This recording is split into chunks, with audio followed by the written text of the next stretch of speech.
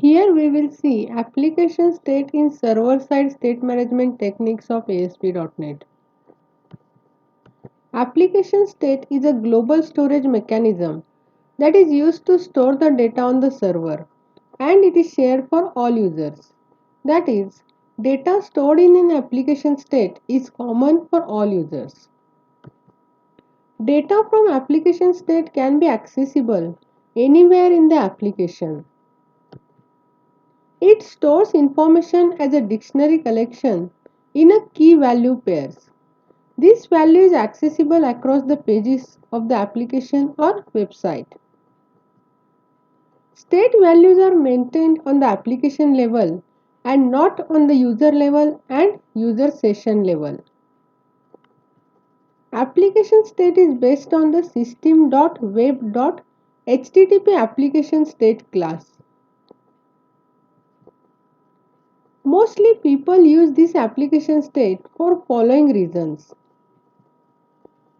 counting clicking, store common data, to display total online users and total records received, etc.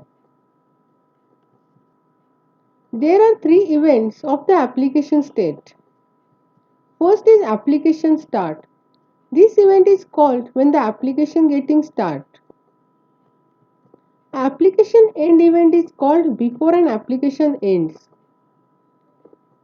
And application error event is called when an unhandled error occurs.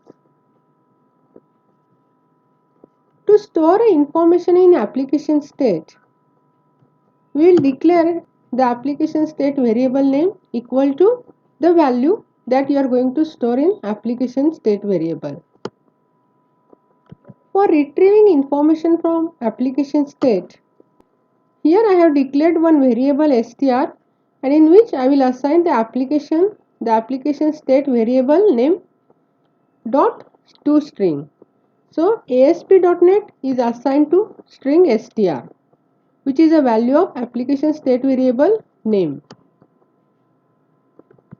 To remove application state variables, we will use application.remove and application state variable.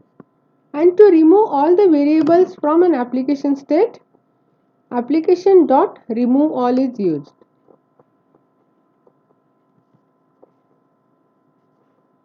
Locking and unlocking application state. As you know, application state is a center place to store the data or values for all the users. In some cases, data cannot be updated properly if some application is used by number of users at the same time. For this, we need to lock and unlock the value of the application state variable. Lock method is used to lock the variable to update, and unlock method is used to release variable status of a lock. To lock an application state, we will use application.lock. To update the value of application state, here I will assign the application state variable plus 1 to the application state variable total online users. To unlock the application state, we will use application.unlock. So first we will lock the application, then we will increment the application state variable, and after that we will unlock it.